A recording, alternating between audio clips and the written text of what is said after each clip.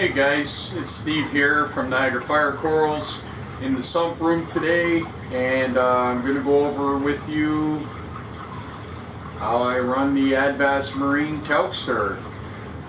We'll go through how I set it up and how I run it both with calcium reactor. So stay tuned and I'll bring you in close to show you how to hook it up and run it.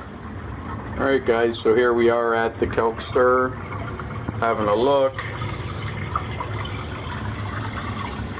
It's a fantastic small unit, doesn't take up a lot of space.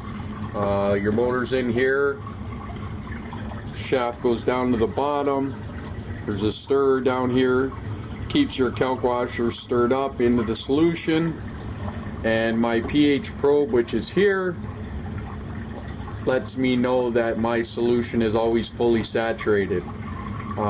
My pH in this unit is always 12.3 pH, and when that solution is no longer fully saturated, it will drop quite quickly. At that point, you know it's time to put more calc washer into the unit.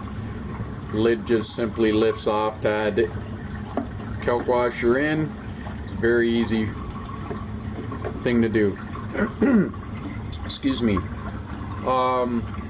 This black line here coming in, that is the water feed. As you can see, it goes down a white tube. That tube goes all the way to the bottom, so it goes right into the slurry of calc washer down here. This black tube is coming from my Neptune dose right here. This is the outline from the dose. This white line here is my in feed. This is coming directly from my auto top off reservoir. So this is my RODI water. This is not salt water. You want to feed the unit with RODI water and off of a doser. Alright guys, so here we are, we're over at the calcium reactor. This is in addition to the Kalkstirrer.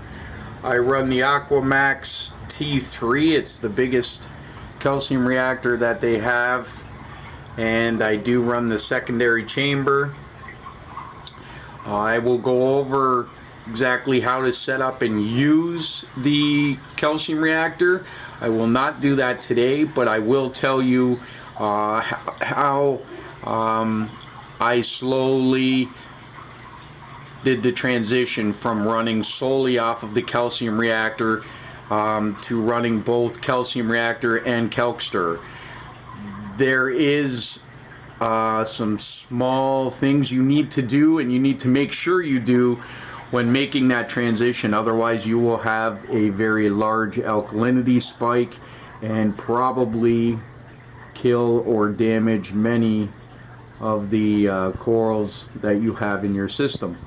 So I will go over that now and let you guys know the way I did it, and it was a smooth transition, and I had zero issues adding the Kalkstirrer to my system.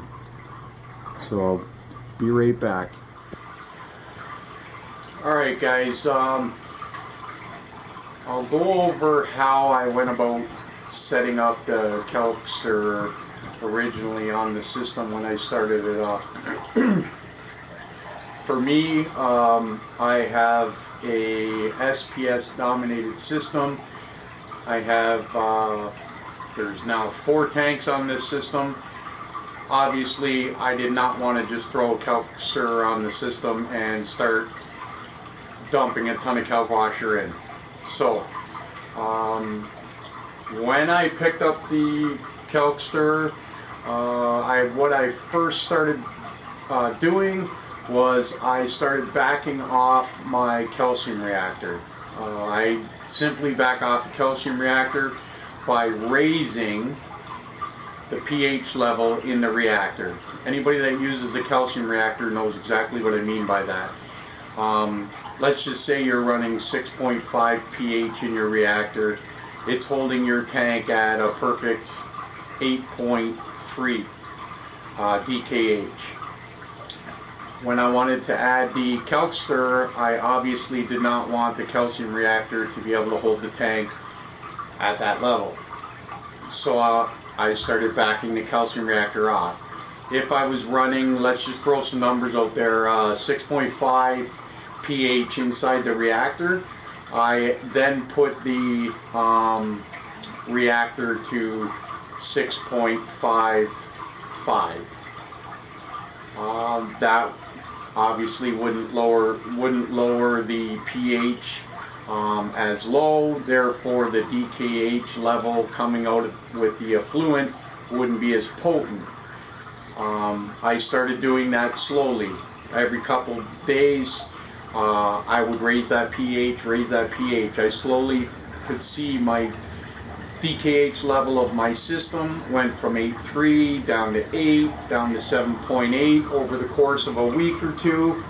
At that point, I started running the Kalkstirrer. I started with 1,000 mils. Once I had the system come down slowly, I started putting 1,000 mils through there. It made no difference. Once I got up to 2,000 or 3,000 mils through the Kalkstirrer, I started to see my DKH climb. But it climbed very slowly. This is the key, guys. You have to lower the DKH and raise the DKH slowly. The full process took me probably 3 to 4 weeks. Eventually I got to the point where my calcium reactor was running at a substantially higher pH level inside of the chamber, so therefore the effluent coming out was a lot lower. And my Kalkstirrer is now running 10,000 mils per night from 6 p.m. to 10 a.m. 10,000 mils, it's 10 liters, guys, through that reactor every night, and it holds my system perfectly at 8.3 DKH. I will not raise my Kalkstirrer from this point because 10,000 milliliters or 10 liters is almost perfectly matching how much I evaporate in one day. So I am not having issues in my sump with high and low. My auto top off still kicks on, I would say half a dozen times in a 24-hour period. So I pretty well have that peaked out at where it can go. From this point, if I see my DKH, which I will as colonies grow, as your tank matures, you're going to see your DKH still want to come down. When that happens, now I start adjusting my calcium reactor by lowering the pH in the chamber, which will make the effluent coming out much more potent. The days of counting bubbles in a calcium reactor are over. You no longer need to count your bubbles. Back in the day, everybody 1 bubble a second, 2 bubbles a second. You don't need to count your bubbles anymore, guys. Just make sure that you have enough CO2 going into the reactor that it can get you down to the pH level that you're running at. I run my calcium reactor with a pH probe in it. Obviously you need to if you want to monitor the pH level inside the reactor, and I simply use my apex to turn the CO2 solenoid on and off.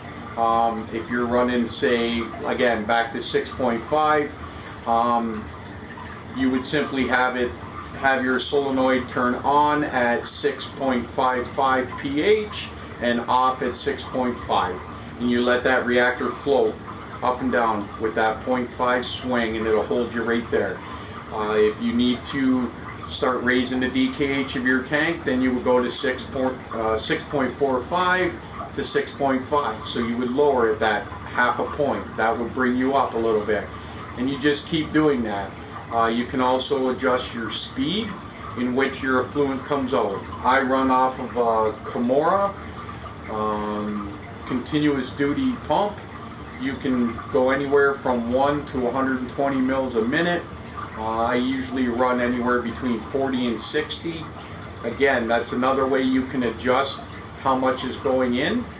But the point I want to make is if you're just starting out and you need to start dosing, then you can simply throw Kalkstirrer on your system and start out slowly, adding kelp to your system till you see that it is matching what your system requires, and go from there.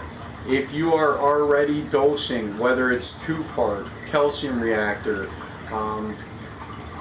it doesn't matter. You need to start backing off what you're dosing before you start adding the kelp to it. If you start adding kelp washer and you don't back anything off, you will kill the corals in your system with an alkalinity spike, or at least burn them at the very least. That's kind of the vague, rough, very short form of how I went about doing this, but it will get the point across. I just wanted to make sure that everybody knows that the key point to this is backing off whatever you're dosing first. Allow your system to slowly start dropping before you start adding the Kalkstirrer into the system. That's the best tip I have for you on this, guys. And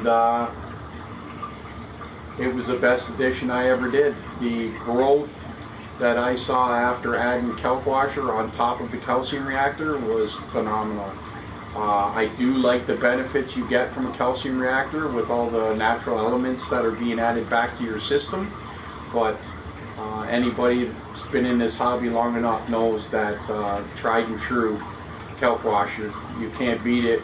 It is a fantastic product, and I will use it forever moving forward. So that's how I do it, guys, and hopefully this helps. If you guys have any questions, feel free to put it in the comments below, and do me a favor, smash the like button and subscribe. I got more videos coming in the near future. Thanks, guys.